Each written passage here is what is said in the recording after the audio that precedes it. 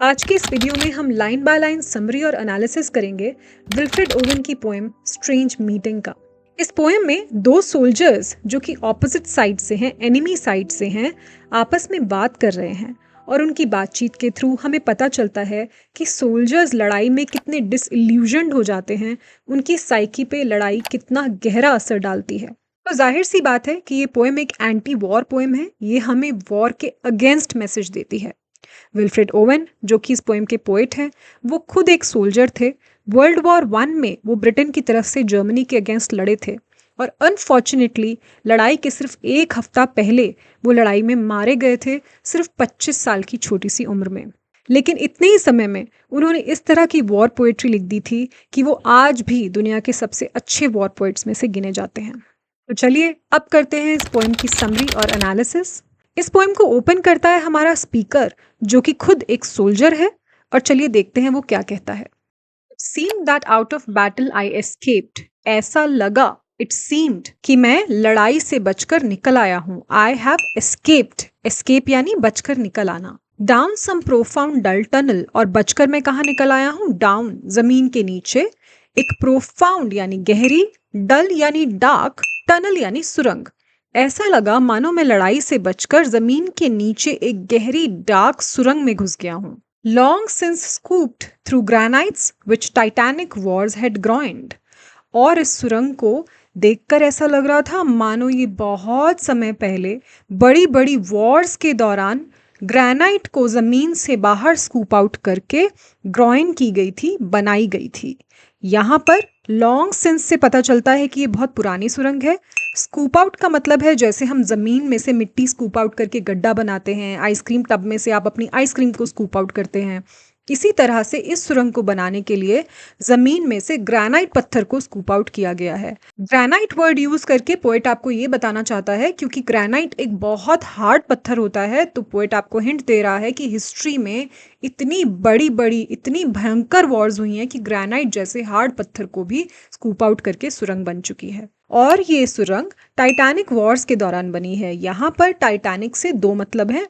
एक तो Titanic ship जो बहुत ह्यूज था और मैग्निफिसेंट था, उस तरह की वॉर्स हुई हैं जो बहुत बड़ी बड़ी थी और बहुत मैग्निफिसेंट वॉर्स हुई हैं। दूसरा रेफरेंस टाइटैनिक से यहाँ पर टाइटन्स को है। टाइटन्स जो ग्रीक माइथोलॉजी में गॉड्स हुआ करते थे और जब वॉर्स में जाते थे तो बहुत बड़ी बड़ी बहुत भयंकर बहुत खून खराबे वाली वॉर्स में वो हिस्सा लेते थे। तो इस तरह से टाइटैनिक वर्ड यूज करके पोएट आपको सिर्फ यही बताना चाह रहा है कि हिस्ट्री में बहुत बड़ी बड़ी वॉर्स होती रही हैं। ग्रॉइन वर्ड का भी यहाँ पर दो मतलब है। एक तो ग्रॉइन का मतलब होता है बनाना एक तरह के हॉल को, जैसा कि आपको अपनी स्क्रीन पे दिख रहा है, इस हॉल को ग्रॉइन कहते हैं आर्किटेक्चरल टर्म्स में। और एक ग्रॉइन का मतलब होता है हमारे स्टमक का नीचे वाला हिस्सा, हमारी अंडर बेली। तो यहाँ पे पोएट ग्रॉइन वर्ड से आपको ये बताना चाहता है कि जमीन की अंडर बेली में ये जगह थी, जमीन के नीचे। तो आप ध्यान दीजिए कि पोएम के ओपन होते ही हमें दो हिंट्स दिए गए जिससे मालूम पड़ता है कि ये एक एंटी वॉर पोएम है। तो अगर आपके पास क्वेश्चन आता है कि कैसे पोएट एस्टैब्लिश करता है वेरी फर्स्ट स्टैंजा में कि ये एक एंटी वॉर पोएम है, यहाँ पर दो हिंट्स हैं। नंबर वन, वो एस्केप वर्ड यूज करता है। जो स्पीकर है वो एक सोल्जर है और लड़ाई से बचने के लिए वो एस्केप वर्ड यूज करता है। एस्केप वर्ड हम सिर्फ तब यूज करते हैं जब हम किसी बुरी चीज से बचते हैं, जैसे escaping a kidnapping, escaping an accident. तो अगर वो लड़ाई के लिए एस्केप वर्ड यूज कर रहा है तो हिंट ये है कि सोल्जर्स को लड़ाई पसंद नहीं है और ये एक एंटी वॉर पोएम है। सेकेंड हिंट जो पोएट आपको देता है वो ये कि हिस्टोरिकली बहुत बड़ी बड़ी वॉर्स होती रही हैं, बहुत डिस्ट्रक्टिव वॉर्स होती रही हैं। अगर वॉर किसी बात का सोल्यूशन होता तो एक ही बड़ी वॉर से काम चल गया होता ना। अगर तब भी वॉर्स हो रही थी और आज भी वॉर्स हो रही हैं तो शायद वॉर्स सोल्यूशन नहीं है। तो इससे हमें पता चलता है कि ये एक एंटी वॉर पोएम है और पोएट ये पोएम के बिगिनिंग में ही इस्टेब्लिश कर रहा है। इसके साथ ही हम अपने सेकेंड स्टैंजा पे आ जाते हैं। And the speaker says, Yet also their encumbered sleepers groaned, और उस सुरंग में कुछ इनकम्बर्ड स्लीपर्स ग्रोन कर रहे थे। स्लीपर्स यानी सोए हुए लोग, इनकम्बर्ड यानी बर्डन में लगने वाले, टेंशन में लगने वाले। और ग्रोन एक ऐसी साउंड होती है जो हम तब बनाते हैं जब हम या तो पेन में होते हैं या दुख में होते हैं। तो वो सुरंग कोई हैप्पी प्लेस नहीं थी। जब उसने ध्यान दिया तो उसने देखा कि कुछ ऐसे लोग सोए हुए हैं जो टेंशन में लग रहे हैं और वो करा रहे हैं, ग्रोन कर रहे हैं। टू फास्ट इन थॉट और डेथ टू बी बिस्टर्ड, या तो वो इतनी गहरी सोच में थे या वो मर चुके थे कि ऐसा लग रहा था कि उनको हिलाने का, उनको स्टर करने का कोई फायदा नहीं है। टू फास्ट इन थॉट यानी गहरी सोच में, और बिस्टर्ड यानी उनको हिलाने डुलाने का, उठाने की कोशिश करने का लग रहा था जैसे कोई फायदा नहीं है। Then as I probed them, one sprang up and stared with piteous recognition in fixed eyes। और जब मैंने उनको उठाने की कोशिश की तो उनमें से एक भौचक्का सा होके खड़ा हो गया और घूरने लगा। उसकी फिक्स्ड आंखें थी और उन आंखों को देखकर ऐसा लग रहा था मानो वो मुझे पहचान गया है और उसको मुझ पर तरस आ रहा है। यहाँ पर प्रोब का मतलब है उठाने की कोशिश करना, स्प्रैंग अप का मतलब है कि वो पर्सन भौचक्का होके एकदम से उठ गया, स्टेयर्ड का मतलब है घूरना, पिटियस का मतलब है तरस से भरी हुई, रिकग्निशन का मतलब है पहचान, और फिक्स्ड आइज का मतलब है कि उसकी आंखें एक ही तरफ देखी जा रही थी। Lifting distressful hands as if to bless, और स्पीकर को देखने के बाद उसने अपने थके हारे से, दुखी से हाथों को ऊपर उठाया जैसे वो स्पीकर को ब्लेस करना चाह रहा हो। अब ये हिंट्स हमें एंड तक याद रखने हैं।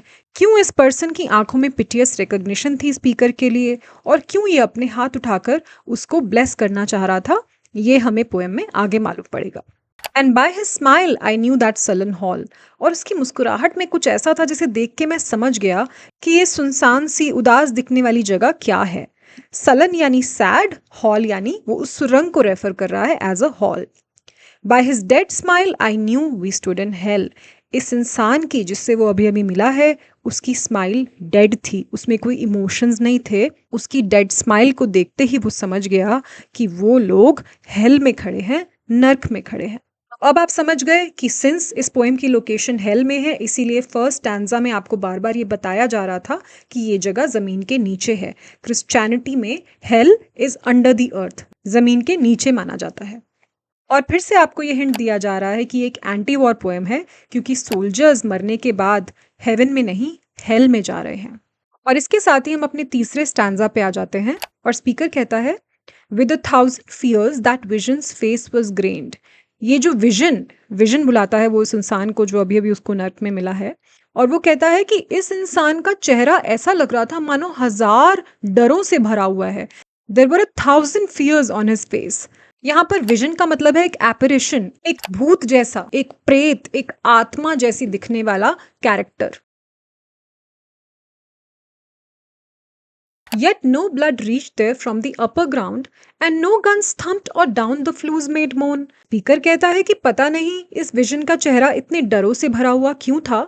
यहाँ जमीन के नीचे तो ऊपर से कोई खून खराबा नहीं आ रहा था, यानी हेल में तो कोई वॉर नहीं हो रही थी, फिर डरने की क्या बात है। नो गन्स थम्प्ड, यानी कि यहाँ गन्स की कोई थम्पिंग नहीं हो रही थी। गन्स कब थम्प करती हैं? जब बेयोनेट से सोल्जर्स एक दूसरे को मारते हैं, स्टैब करते हैं। तो वो बोल रहा था कि यहाँ तो कोई एक दूसरे को बेयोनेट से थंप नहीं कर रहा। और डाउन द फ्लूज मेड मोन, और इस हॉल की chimneys, flues is a word for chimneys, इन चिमनीज में से तो ऊपर से गोलियां चलने की कोई आवाज नहीं आ रही। जब जमीन के ऊपर गोलियां चलती हैं तो टनल्स की चिमनीज में मोनिंग जैसी साउंड आती है। तो यहाँ पर वो बोल रहे हैं कि यहाँ ना तो खून खराबा आ रहा है ऊपर से, ना गन्स की थंपिंग हो रही है, ना ये चिमनीज जो हैं ऊपर से चलने वाली गोलियों की मोनिंग की आवाज़ यहाँ नीचे तक ला रही हैं। तो उसको समझ नहीं आ रहा कि ये विजन का जो फेस है इतना डरों से भरा हुआ क्यों है। स्पीकर कहता है, strange friend I said, here is no cause to mourn. Mourn word का मतलब होता है किसी चीज का दुख मनाना, शोक मनाना। तो मैंने उससे कहा, मेरे स्ट्रेंज दोस्त, यहाँ पर स्ट्रेंज का मतलब अजीब नहीं है, स्ट्रेंज का मतलब है स्ट्रेंजर, अभी अभी मिला हुआ। तो मेरे स्ट्रेंज दोस्त, तुम इतना डरे हुए क्यों हो? यहाँ तो ना गोलियां चल रही हैं, ना खून खराबा हो रहा है, तो तुम्हारे चेहरे पे ये डर क्यों है? यहाँ दुख मनाने का कोई कारण नहीं है। आपको यहाँ ध्यान देना है कि फिर से आपको मैसेज दिया जा रहा है कि एक एंटी वॉर पोएम है, बिकॉज ये स्पीकर, इसको ऐसा लग रहा है कि उस वॉर फील्ड में जहाँ पे गोलियां चल रही थी, गन्स थंप कर रही थी, उससे तो ये हेल बेटर है। यहाँ दुख मनाने की कोई बात नहीं है, वहाँ दुख मनाने की बात थी। तो फिर से आपको सोल्जर्स का पर्सपेक्टिव दिखाया जा रहा है कि उनको वॉर से ज़्यादा हेल में रिलीफ मिल रहा है। और इसके साथ ही हमारे स्पीकर की लाइंस इस पोएम में ख़त्म होती हैं। इसके बाद की बची हुई पूरी पोएम ये एनिमी सोल्जर बोलेगा, इसको मैं एनिमी सोल्जर बुलाऊंगी। तो इस पोएम में दो कैरेक्टर्स हैं, एक हमारा स्पीकर और दूसरा एनिमी सोल्जर।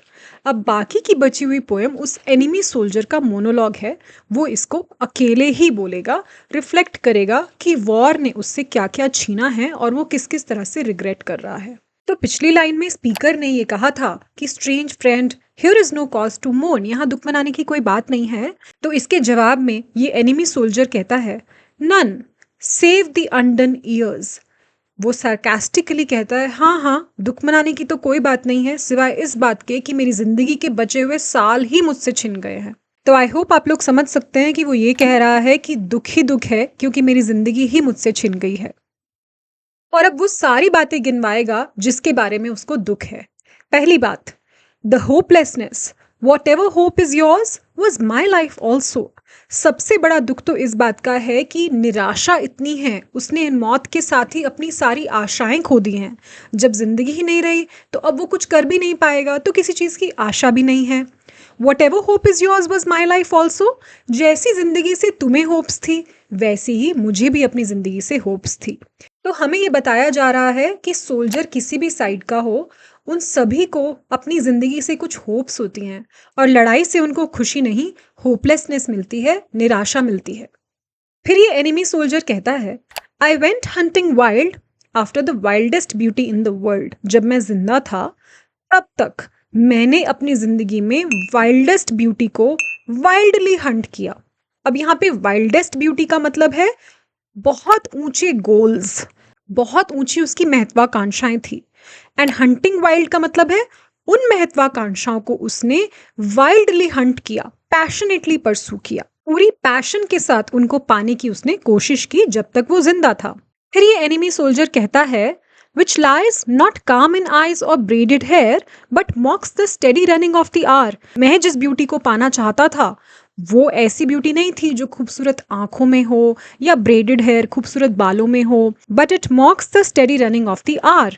मैं तो ऐसी ब्यूटी पाना चाहता था जो कितना भी टाइम गुजर जाए, steady running of the hour, समय गुजरता रहे लेकिन उस ब्यूटी पर कोई असर नहीं पड़ेगा, उसकी ब्यूटी हमेशा के लिए बनी रहेगी। यहाँ पर mocks the steady running of the hour है एक ऐसी ब्यूटी जो मजाक उड़ाती है। मॉकिंग यानी मजाक उड़ाना, समय के गुजरने का, यानी समय गुजरता रहेगा लेकिन वो ब्यूटी मुस्कुराती रहेगी, उस पर कोई असर नहीं पड़ेगा। मैं जानती हूँ ये समझना थोड़ा मुश्किल है कि यहाँ किस ब्यूटी की बात हो रही है और पोएट ने कुछ क्लियरली बताया भी नहीं है, लेकिन हम इसको इंटरप्रेट करके एक एग्जाम्पल के थ्रू समझ सकते हैं। सपोज कीजिए कि आप अपनी जिंदगी में एक बहुत ऊंचे ओहदे पे पहुंच गए। अब आपके पास वो पावर और मनी है जिससे आप सोसाइटी पर इम्पैक्ट कर सकते हैं, कुछ चेंज ला सकते हैं। तो आप डिसाइड करते हैं कि आप अपनी सिटी में कुछ ऑर्फनेजेस बनवाएंगे। सपोज कीजिए आप 5 ऑर्फनेजेस बनवाएंगे। अब आपने एक ऐसा गोल डिसाइड किया जो इतना ब्यूटीफुल है, जो फेमिनिन ब्यूटी से कहीं ज्यादा ब्यूटीफुल है, एक हायर गोल, एक वाइल्ड ब्यूटी को आप परसू कर रहे हैं। और अगर आप उसको पैशनेटली परसू करते हैं और आप बनाने में सक्सेसफुल हो जाते हैं तो टाइम गुजरता रहेगा लेकिन उन ऑर्फनेजेस में जो मासूम इनोसेंट बच्चों को अच्छी जिंदगी मिलेगी, वो जो ब्यूटी आपने क्रिएट की है वो समय गुजरता जाएगा लेकिन आपकी गुडनेस ने जो ब्यूटी क्रिएट की है वो समय के साथ पुरानी नहीं होगी। जनरेशन्स गुजर जाएंगी लेकिन आपकी अचीवमेंट की जो ब्यूटी है वो पुरानी नहीं होगी, जैसे फेमिनिन ब्यूटी समय के साथ पुरानी हो जाती है। और फिर वो कहता है and if it grieves richlier than here, और वो ब्यूटी अगर दुख मनाएगी, ग्रीव करेगी, तो वो ग्रीफ इस ग्रीफ से ज्यादा रिच होगा जो वॉर में और यहाँ नर्क में है। इस लाइन का मतलब यही है कि जिस तरह के गोल्स वो अचीव करता जिंदगी में, अगर उस अचीवमेंट के आसपास कोई दुख भी होता, सपोज वो जो ऑर्फनेज आपने बनाई है उसमें एक केयर गिवर है जो अपना टाइम सर्व करने के बाद, अपनी एज पूरी होने के बाद गुजर गया, वहां जो ग्रीफ होगा सभी लोग आपस में कनेक्ट करेंगे जब वो लोग इस बात का ग्रीफ मनाएंगे। लेकिन यहाँ वॉर में और नर्क में जो ग्रीफ है वो एक नम कर देने वाला ग्रीफ है। वॉर्स हमारे इमोशंस खत्म कर देती है, तो जो ग्रीफ होता है वो रिच नहीं है, वो सिर्फ एक नम कर देने वाला ग्रीफ है। और फिर वो कहता है for bye my Glee might many man have laughed. Glee का मतलब होता है खुशी। मेरी खुशी से और लोग खुश होते अगर मैं जिंदा रहता और मैं ऐसे गोल्स अचीव करता, तो जब मैं खुश होता तो बाकी सब लोग भी खुश होते। End of my weeping something had been left. Weeping यानी रोना, यहाँ पर ये दुखों को रिप्रेजेंट करता है। अभी उसको अपनी लाइफ में कुछ ऐसे दुख देखने थे जिससे वो ग्रो करता। अब उस वीपिंग का भी कुछ पीछे रह गया है, विच मस्ट डाई नाउ। तो वो कहता है कि पर सिंस अब मैं वॉर में मारा गया हूं, तो अब इन सभी होप्स को भी मेरे साथ मरना होगा। तो आप देख सकते हैं कि जब एक सोल्जर मरता है तो कितनी होप्स और ड्रीम्स और एम्बिशंस साथ में मरती हैं। यहाँ पर विल्फ्रेड ओवेन वॉर में होने वाला ह्यूमन लॉस हाईलाइट करते हैं। फिर वो कहता है, I mean the truth untold, the pity of war, the pity war distilled. तो उसको अब एक और चीज का पछतावा है कि सच्चाई को बिना कहे ही उसे मरना होगा। और वो क्या सच्चाई लोगों से कहना चाहता था? The pity of war. War एक तरस खाने की चीज है। द पिटी वॉर डिस्टिल्ड, अगर डिस्टिल करके, कॉन्सेंट्रेट करके अगर वॉर को देखा जाए, उसका एसेंस अगर ऑब्जर्व किया जाए, तो वो सिर्फ एक तरस खाने की चीज है, ग्लोरीफाई करने की, ब्रेवरी दिखाने की, महान बनने की जगह नहीं है। तो इस लाइन में the pity of war, the pity war distilled, पूरी पोएम का एसेंस बताया जा रहा है। कैसे ये एक एंटी वॉर पोएम है? क्योंकि साफ साफ लिखा गया है वॉर सिर्फ एक तरस खाने की चीज़ है, कोई ग्लोरीफाई करने की चीज़ नहीं है। जैसे कि मीडिया इसको ग्लोरीफाई करती है, पॉलिटिक्स इसको ग्लोरीफाई करता है, नेशनलिज्म इसको ग्लोरीफाई करता है, लेकिन वॉर सिर्फ एक तरस खाने की चीज़ है। फिर वो कहता है, now men will go content with what we spoiled, और discontent boil bloody and be spilled. अब हमारी मौत के बाद हमारी सेनाएं दो तरीके से रिएक्ट कर सकती हैं। पहला सिनारियो कि वो हमारे मचाए हुए खून खराबे से कंटेंट हो जाएंगी, उनको तसल्ली हो जाएगी। यहाँ पर वर्ड स्पॉइल के दो मतलब हैं। एक तो स्पॉइल उसको रेफर करता है जब कोई शिकार करता है तो शिकार में मारे गए जानवरों को स्पॉइल कहते हैं, तो they bring home the spoils.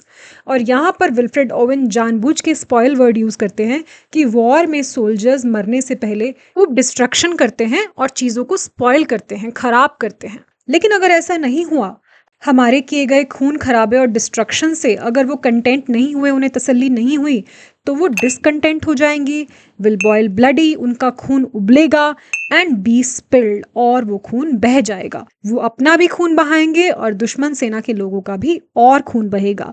यानी कि ये साइकिल ऑफ वायलेंस, ये हिंसा जारी रहेगी, चलती रहेगी। They will be swift with swiftness of the tigress, और ये सेनाएं एक दूसरे को अटैक करने में हमारी मौत के बाद देर नहीं करेंगी। वो स्विफ्ट होंगी, फुर्ती से एक दूसरे के ऊपर अटैक करेंगी, जैसे एक टाइग्रेस जंगल में शिकार करते वक्त अटैक करती है। हिंट यही है कि वॉर में ह्यूमन बींग्स अपने एनिमलिस्टिक नेचर पे आ जाते हैं, लॉजिकली रैशनली नहीं सोचते, एनिमल्स की तरह अटैक करते हैं। None will break ranks though nations trek from progress. Breaking rank का मतलब होता है डिसअग्री करना अपनी अथॉरिटी के साथ। कोई अपनी अथॉरिटीज के साथ डिसअग्री नहीं करेगा। कोई अपनी सरकार को, अपने पॉलिटिशियंस को, अपने आर्मी के चीफ्स को ये नहीं बताएगा कि जो हो रहा है वो गलत हो रहा है। वो लोग ऑर्डर्स देते रहेंगे, सोल्जर्स ऑर्डर्स मानते जाएंगे। नन विल ब्रेक रैंक्स, कोई डिसअग्री नहीं करेगा। दो नेशंस ट्रैक फ्रॉम प्रोग्रेस, जबकि ऐसे ऑर्डर्स को फॉलो करने से नेशंस प्रोग्रेस के रास्ते से पीछे हटती हैं। दे ट्रैक बैकवर्ड्स फ्रॉम प्रोग्रेस, उन्नति के रास्ते से ऐसी लड़ाइयां हमें पीछे लेकर जाती हैं, लेकिन हम फिर भी अपनी अथॉरिटीज के साथ डिसएग्री नहीं करते। Courage was mine and I had mystery, wisdom was mine and I had mastery, to miss the march of this retreating world into vain citadels that are not walled. और ये जो world retreat कर रहा है, retreating world यानी पीछे हटता हुआ वर्ल्ड, और ये जो दुनिया उन्नति के रास्ते से पीछे जा रही है, इसको मिस करने के लिए, इस रास्ते से हटने के लिए, इससे स्टेप आउट करने के लिए मेरे पास करेज भी थी, मुझ में हिम्मत थी, मेरे पास मिस्ट्री भी थी, मुझे ये राज पता था कि दुनिया पीछे जा रही है। विजडम वॉज माइन, मेरे पास समझदारी भी थी ऐसा करने की। एंड आई हैड मास्टरी, मैं कंप्लीटली केपेबल था, मैं ये कर सकता था। ये जो दुनिया पीछे हट रही है वॉर के रास्ते पे चल के, इससे बाहर निकलने के लिए मेरे पास करेज, विजडम, मास्टरी, मिस्ट्री सब कुछ था। इस बात का उसको रिग्रेट हो रहा है कि चाहते हुए भी और जानते हुए भी उसने इस रिट्रीटिंग वर्ल्ड की मार्च को मिस नहीं किया। Into vain citadels that are not walled, और ये दुनिया वॉर के थ्रू प्रोग्रेस के रास्ते से पीछे हट के कहाँ जा रही है? ऐसे वेन फोर्ट्स में, सिटाडल्स यानी कैसल्स, फोर्ट्स, किले, जो प्रोटेक्शन के लिए बनाए जाते हैं, लेकिन इन सिटाडल्स में वॉल्स ही नहीं हैं, दे आर नॉट वॉल्ड। ये सिर्फ वेन सिटाडेल्स हैं, ये सिर्फ दिखावटी किले हैं। यानी कि जो नेशंस लड़ाई में मारकाट डिस्ट्रक्शन मचा के सोच रही हैं कि वो सुपर पावर बन गई हैं और वो प्रोटेक्टेड हैं, वो तो सिर्फ दिखावे के किलों में बैठी हैं। इन किलों में तो वॉल्स ही नहीं हैं। कल को कोई और बड़ी नेशन और बड़े हथियारों के साथ आएगी और वो इस कंट्री को, जो अपने आप को सुपर पावर समझती है, अटैक करेगी। तो ये जो प्रोटेक्शन का वहम है कंट्रीज़ को कि हमने डिस्ट्रक्शन मचाई है, हम प्रोटेक्टेड है, हम जीत गए हैं वॉर में, ये सिर्फ दिखावटी है, ये हमेशा के लिए नहीं है, लड़ाई सोल्यूशन नहीं है। Then when much blood had clogged their chariot wheels, I would go up and wash them from sweet wells. तो पहले तो वो इस लड़ाई के रास्ते से हट जाता और उसके बाद ये जो लोग लड़ रहे हैं, लड़ लड़ के ये लोग एक ऐसी जगह पे पहुंच गए हैं जहां और खून खराबा करने से कोई सोल्यूशन नहीं निकल रही है। वो एक मेटाफर यूज करता है, जैसे लड़ने वाले नेशंस एक चैरियट हैं, एक रथ हैं, और इतना खून खराबा हो गया है कि उस चैरियट के पहिए खून से जैम हो गए हैं। तो मैं जाता और उन पहियों को ऐसे पानी से धोता जो ऐसे कुओं से निकाला गया है जिसमें मीठा पानी होता है। कहने का मतलब यही है कि जब लड़ लड़ के लोग थक जाते और फिर भी कोई सोल्यूशन नज़र नहीं आता, तो मैं शांति का संदेश लेके उनके पास जाता और प्यार से उन्हें समझाने की कोशिश करता कि भाईचारे और शांति में ही सोल्यूशन है, लड़ाई सोल्यूशन नहीं है। Even with truths that lie too deep for taint. तो वो इमेजिन कर रहा है कि अगर मैं जिंदा रहता तो पहले तो मैं लड़ाई के रास्ते से हट जाता और फिर मैं सबको शांति का संदेश देता। Even with truths that lie too deep for taint, और मैं उनको ऐसी सच्चाइयां बताता, वो ट्रूथ्स बताता जो इतने गहरे हैं कि कभी मैले नहीं हो सकते। टेंट का मतलब है मैला हो जाना, दाग पड़ जाना। और वो कौन से सच हैं जो इतने गहरे हैं कि वो कभी मैले नहीं हो सकते? शांति का सच, भाईचारे का सच, एक दूसरे के साथ मिलकर रहने का सच। ऐसे सच्चाइयों को वो उन्हें बताता और लड़ाई की सोल्यूशन निकलवाने की कोशिश करता। तो इस मेटाफर से, ये जो चैरियट का मेटाफर यहाँ यूज हुआ है, उससे एक बहुत इंपॉर्टेंट क्वेश्चन एग्जाम में बनता है कि किस तरह से पोइट मेटाफर यूज करके नेशंस की प्रोग्रेस की बात करता है। तो हम ये बता सकते हैं, नेशंस की प्रोग्रेस को एक चैरियट की तरह इमेजिन किया गया है। उस चैरियट के पहिए वायलेंस से, ब्लड से जैम हो रहे हैं, और इसकी सोल्यूशन ये एनिमी सोल्जर एक और मेटाफर के थ्रू बताता है, जो कि है ऐसे वेल्स का पानी जिसमें स्वीट वाटर होता है। यहाँ पर स्वीट वाटर रेफर करता है शांति के संदेश को, प्यार और भाईचारे के संदेश को। इस मेटाफर को आप अच्छे से एक्सप्लेन कर सकते हैं और ये क्वेश्चन काफ़ी इंपॉर्टेंट है। और फिर ये एनिमी सोल्जर कहता है, I would have poured my spirit without stint. Without stint यानी बिना किसी डाउट के मैंने अपनी स्पिरिट को पोर कर दिया होता, मैंने अपनी आत्मा को उडेल दिया होता। पोरिंग यानी उडेलना, स्पिरिट यानी आत्मा। ये जो शांति का संदेश है, इसको फैलाने में मैंने अपना सब कुछ दे दिया होता अगर मैं जिंदा रहता। बट नॉट थ्रू वूंड्स, लेकिन जख्मों के थ्रू नहीं। Not on the cess of war, war करके नहीं। मैंने ये शांति से किया होता, लड़ाई झगड़ा करके नहीं, खून खराबा करके नहीं। और इसके बाद ये एनिमी सोल्जर इस पोएम की एक सबसे डीप और मीनिंगफुल लाइन कहता है, foreheads of men have bled where no wounds were. अक्सर लड़ाई में सिर्फ उन लोगों का नुकसान नहीं होता जिनको जख्म होते हैं। लड़ाई से टेंशन और ट्रॉमा सभी को होता है। लोगों के बिजनेस बर्बाद हो जाते हैं, नौकरियां चली जाती हैं, घर उजड़ जाते हैं। तो ये ज़रूरी नहीं है कि जिसको जख्म हुआ है सिर्फ वही अफेक्ट हुआ है। Foreheads of men have bled where no wounds were. जो लोग लड़ाई में हिस्सा नहीं लेते वो भी वॉर का इम्पैक्ट सफ़र करते हैं। और इसी के साथ आ जाते हैं हम अपने फाइनल स्टैंजा पे। और ये एनिमी सोल्जर कहता है, I am the enemy you killed my friend. मैं ही वो दुश्मन हूँ जिसको तुमने मारा था मेरे दोस्त। तो यहाँ पर ये एनिमी सोल्जर रिवील करता है कि जो हमारा स्पीकर था जिसने इस पोएम को शुरू किया था, उसी ने इस एनिमी सोल्जर को एक दिन पहले मार डाला था। तो अब आप समझ सकते हैं कि सेकंड स्टैंजा में जब स्पीकर ने कहा कि उस एनिमी सोल्जर ने मुझे पिटियस रिकॉग्निशन के साथ देखा, तो वो रिकॉग्निशन यही थी कि वो उसी वक्त पहचान गया था कि ये मेरा मर्डरर है। और पिटी इसलिए क्योंकि उसको उस पर तरस आ रहा था कि वॉर में मैं तो मारा ही गया था, ये इंसान भी मारा गया। यानी कि जब उस इंसान को उसने नर्क में देखा जिसने उसका मर्डर किया था, एनिमी सोल्जर को गुस्सा नहीं आया बल्कि तरस आया। ये बेसिक ह्यूमन नेचर के बारे में बताता है कि अगर वॉर ना हो तो हम आपस में एक दूसरे को सिंपैथी के साथ देखेंगे, ना कि गुस्से के साथ। यहाँ पर पैराडॉक्स और ऑक्सीमोरॉन का बहुत खूबसूरत यूज़ है। एक ही लाइन में वो हमारे स्पीकर को फ्रेंड भी कहता है और अपने आप को उसका एनिमी भी बताता है।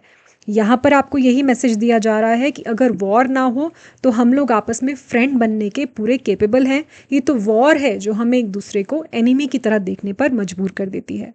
और वो कहता है, I knew you in this dark, for so you frowned yesterday through me as you jabbed and killed. मैं तुम्हें पहचान गया था क्योंकि जिस तरह से जब तुम मुझे देख रहे थे सुरंग में आने के बाद, जिस तरह से तुम्हारे माथे पे ये टेंशन नज़र आ रही थी। फ्राउन लाइंस वो लाइंस होती हैं जब हमारे माथे में सलवटें पड़ जाती हैं जब हम टेंशन में होते हैं। तो जब तुम इस सुरंग में आए तो तुम उसी तरह से फ्राउन कर रहे थे जिस तरह से कल तुम फ्राउन कर रहे थे जब तुमने मुझे अपनी बेयोनेट से जैब कर दिया था, स्टैब कर दिया था और मुझे मार डाला था। आई पैरीड, मैंने अपने आप को बचाने की एक फीबल सी कोशिश की। पैरीड का मतलब होता है धक्का देके किसी को दूर करने की कोशिश करना। तो उसने अपने आप को बचाने की कोशिश तो की, बट माई हैंड्स वर लोथ एंड कोल्ड, लेकिन मेरे हाथ जो थे बिटर और ठंडे थे। यानी कि वो मरने से पहले ही गिव अप कर चुका था, ठंडा पड़ चुका था, उसे अपने आप को बचाने की कोई पैशन नहीं थी। यहाँ विल्फ्रेड ओवेन आपको यही दिखाना चाहते हैं कि लड़ाई के मैदान में सैनिक जिंदा लाशों की तरह एक दूसरे को बस मारते चले जाते हैं और इतनी डिस्ट्रक्शन देखने के बाद उन्हें मर जाना बेहतर लगता है लड़ते रहने से। Let us sleep now. और ये कहने के बाद वो पोएम की फाइनल लाइन कहता है कि चलो अब हम सो जाते हैं। आप देखिए किस तरह से हेल में आके वो दो दुश्मन नहीं है, अब वो यूनिटी में अपने आप को हम बुलाता है। तो एक बार फिर से हेल को लड़ाई के मैदान से बेटर दिखाया है विल्फ्रेड ओवेन ने। फर्स्ट लाइन से लेके लास्ट लाइन तक ये एक एंटी वॉर पोएम है, ये बात साफ है। तो अब जब हम इस पोएम का समरी और एनालिसिस खत्म कर चुके हैं, क्या आप बता सकते हैं कि क्यों इसका टाइटल स्ट्रेंज मीटिंग रखा गया है? क्योंकि ये एग्जाम पॉइंट ऑफ व्यू से एक बहुत इंपॉर्टेंट क्वेश्चन है। इस क्वेश्चन में आप 3 पॉइंट्स डिस्कस करेंगे। पहला, ये स्ट्रेंज मीटिंग है बिकॉज ये 2 डेड लोगों के बीच में है। दूसरा, इस मीटिंग में ऑल्दो 2 एनिमी सोल्जर्स आपस में मिल रहे हैं, लेकिन वो एक दूसरे से नाराज नहीं हो रहे, एक दूसरे को मारने की कोशिश नहीं कर रहे, प्यार से बात कर रहे हैं क्योंकि वो हेल में है और हेल को वॉर फील्ड से ज्यादा बेहतर जगह दिखाया गया है। एंड नंबर 3, हमारे स्पीकर ने ही एनिमी सोल्जर को मारा है, तो ये मीटिंग एक मर्डरर और मर्डर्ड के बीच में है, लेकिन वो फिर भी सिंपैथी से बात कर रहे हैं, प्यार से बात कर रहे हैं, इसलिए ये मीटिंग स्ट्रेंज होने वाली है। तो अगर आपके पास क्वेश्चन आए कि स्ट्रेंज मीटिंग टाइटल को आप जस्टिफाई कीजिए, तो आप ये रीजंस उसमें इंक्लूड कर सकते हैं। अगर थीम्स की बात हम करें तो सबसे बड़ी थीम इसमें सोल्जर्स की डिसइल्यूजनमेंट की है कि वॉर फील्ड में जाने के बाद उनको असलियत में समझ में आता है कि ये वॉर डिस्ट्रक्टिव है, यूजलेस है, कोई सोल्यूशन नहीं है। सोल्जर्स का रिग्रेट इस पोएम में दिखाया गया है, उनको कितना ट्रॉमा, कितनी टेंशन होती है वो इसमें दिखाया गया है। हम जानते हैं कि विल्फ्रेड ओवेन खुद एक सोल्जर थे, तो ये उनके पर्सनल एक्सपीरियंस का एक्सप्रेशन है और उनके थ्रू वो वॉर को डी ग्लोरीफाई कर रहे हैं, डीमिस्टिफाई कर रहे हैं। तो बस इसी के साथ ही आज का लेक्चर खत्म होता है। आई होप इससे आपको हेल्प मिली होगी और आपको ये पोएम बेटर समझ में आई होगी। Thank you so much for your time. Have a good day.